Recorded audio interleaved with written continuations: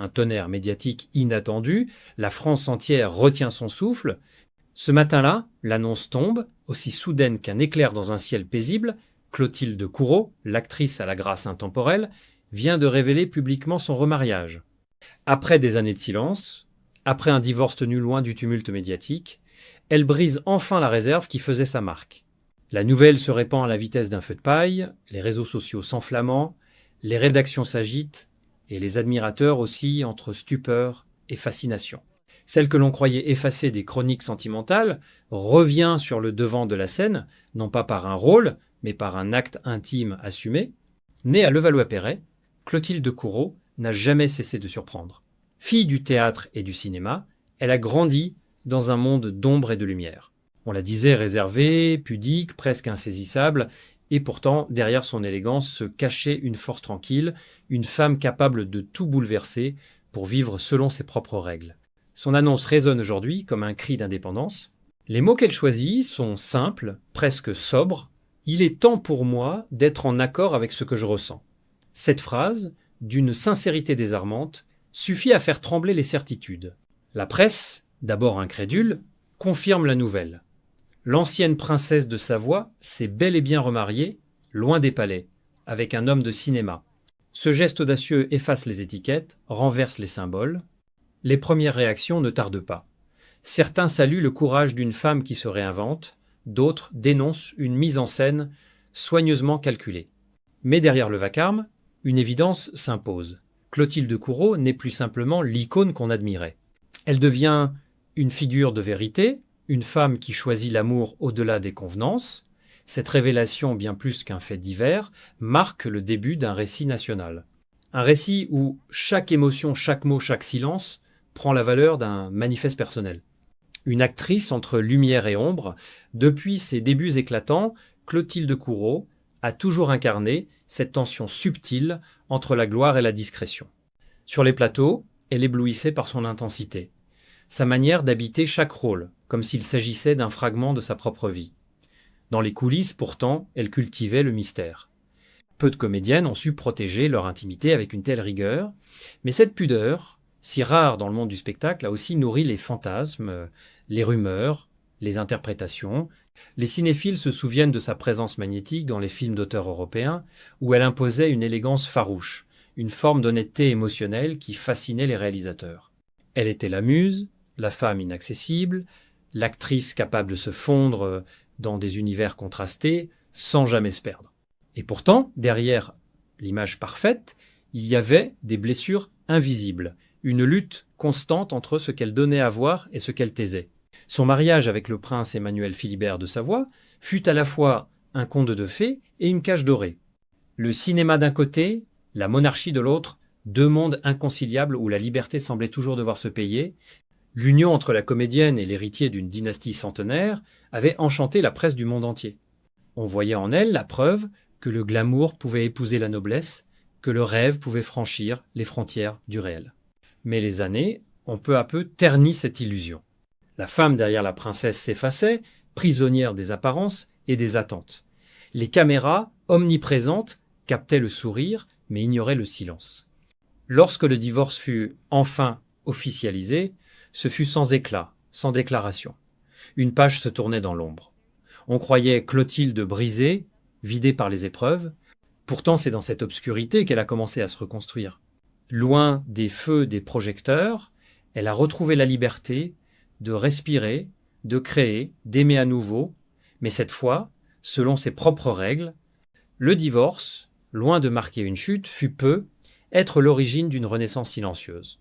Ce que l'on perçoit aujourd'hui comme un scandale n'est peu être que l'aboutissement d'un long combat intérieur, celui d'une femme qui, après avoir incarné tant de vie à l'écran, décide enfin d'écrire la sienne, sans scénario ni couronne. L'amour secret et la révélation publique. Ce qui n'était au départ qu'une amitié discrète s'est lentement transformé en une passion irrésistible. 8 mois d'un lien né dans l'ombre, protégé des regards, nourri de confidences et de silences partagés. Clotilde Courreau, redevenue femme avant d'être actrice, a laissé entrer dans sa vie un homme inattendu. Un réalisateur de 50 ans, charismatique, réservé, a la réputation solide dans le milieu du cinéma, mais inconnue du grand public. Ce choix, si éloigné des cercles princiers qu'elle fréquentait autrefois, semble dire beaucoup, elle ne cherche plus le prestige, elle cherche la vérité. Les premiers signes de cette relation remontent à un festival, où des témoins évoquent des regards complices et des rires furtifs entre deux projections. Puis vinrent les dîners discrets dans des restaurants parisiens, les escapades secrètes à Rome et à Lisbonne, autant d'instants volés à la frénésie médiatique. Leurs univers artistiques se rejoignaient, la passion du cinéma, le goût du risque, cette volonté de raconter la vie sans artifice, entre eux, tout est allé vite, mais sans précipitation. Il y avait une évidence, un accord profond, une tendresse qui résistait au doute. Quand la rumeur a commencé à enfler, Clotilde a d'abord choisi le silence. Elle savait que le moindre mot deviendrait un titre, que chaque sourire serait interprété. Pourtant, l'amour, même caché, finit toujours par éclater au grand jour. Elle a alors décidé d'assumer pleinement, sans stratégie ni calcul, « Oui, je suis amoureuse », aurait-elle confié à un proche. Et cette phrase, rapportée par les journaux, a suffi à faire trembler les lignes. L'annonce officielle a suivi, un mariage en préparation, une union qui devait rester intime, mais dont la nouvelle s'est répandue comme une traînée de poudre. Le monde du cinéma s'étonne, les tabloïds s'enivrent de ce feuilleton moderne. Mais au-delà du tumulte, il y a l'image d'une femme apaisée, souriante, qui marche main dans la main avec l'homme qu'elle aime. Cette révélation, plus qu'une confession, a la force d'un manifeste. Dans un milieu où l'image compte plus que la sincérité, Clotilde Courreau ose choisir le cœur. Son geste, à la fois simple et révolutionnaire, rappelle que la liberté d'aimer reste un acte de courage, surtout lorsqu'on a passé sa vie à jouer des rôles qu'on n'a pas choisis. Le séisme médiatique et les réactions enchaînent. À peine l'annonce confirmée, la France s'enflamme. Les chaînes d'information déroulent des éditions spéciales. Les sites People saturent. Et sur les réseaux, les hashtags Nouveau mariage Courreau et Choc sentimental se hissent dans les tendances mondiales. En quelques heures, la vie privée d'une femme devient une affaire publique. Les commentaires se multiplient, oscillant entre admiration sincère et condamnation virulente. Certains voient en elle une héroïne moderne qui ose rompre avec le carcan des traditions. D'autres, plus sévères, dénoncent une mise en scène opportuniste, une provocation orchestrée pour reconquérir les projecteurs. Mais le tumulte dépasse la simple curiosité. Les psychologues invités sur les plateaux décryptent le geste comme une quête d'identité, les chroniqueurs mondains y voient une revanche féminine, et les observateurs du monde aristocratique parlent de trahison symbolique. Les analyses s'entrechoquent, parfois violentes, souvent passionnées. La figure de Clotilde, jusque-là respectée pour sa discrétion, se trouve soudain projetée dans une lumière crue. Sa vie devient miroir d'un débat collectif. Faut-il être fidèle à l'image que les autres attendent ou à soi-même? La machine médiatique s'emballe davantage lorsque des clichés ressurgissent.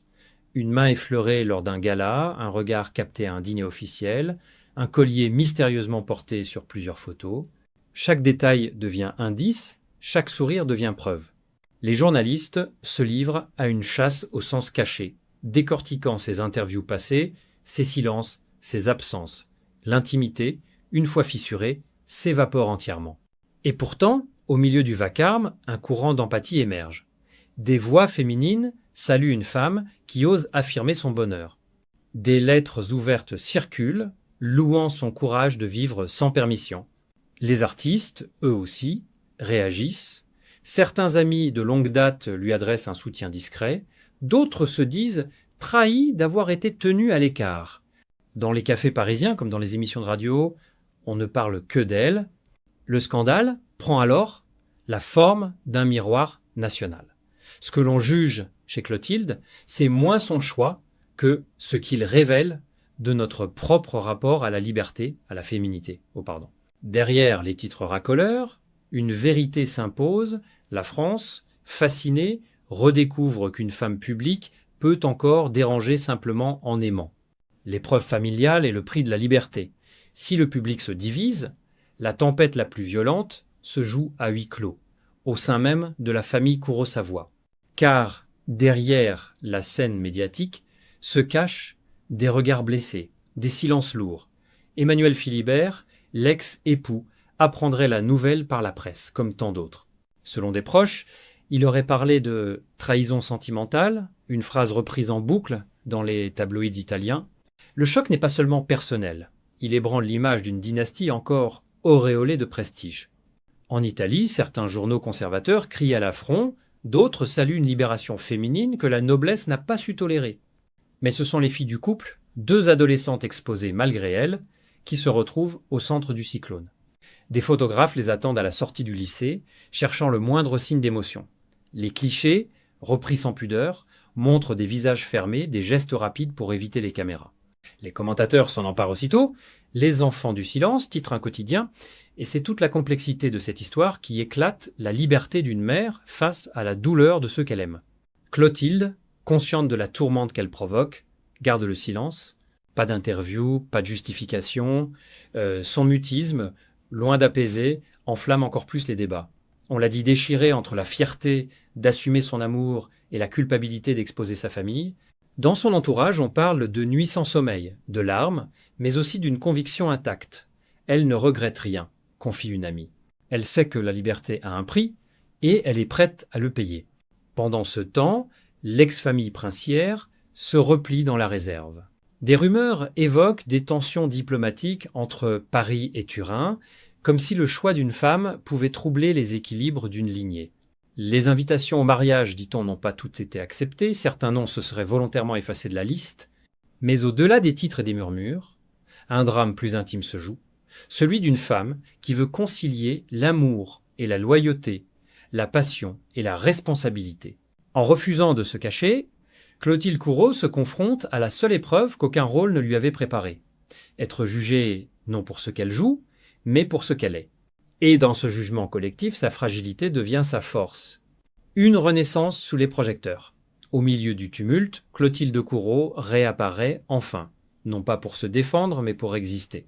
Lors d'un rare entretien accordé à un magazine culturel, elle confie d'une voix calme « J'ai longtemps vécu dans le regard des autres. Aujourd'hui, j'essaie simplement d'être à ma place. » Ces mots simples, presque désarmants, bouleversent. La femme que la France croyait connaître s'y dévoile nue de toute stratégie.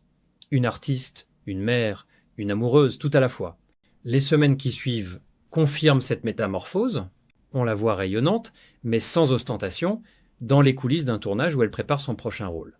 Son compagnon, le réalisateur, reste discret, fidèle à sa promesse de ne jamais exploiter leur histoire pour un scénario.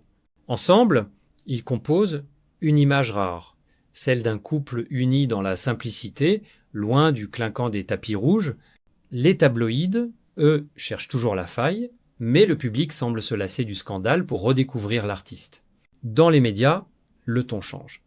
Ce qui hier encore relevait du drame sentimental devient peu à peu un symbole de résilience. Les chroniqueurs parlent d'une femme qui a osé rompre le pacte tacite de la convenance.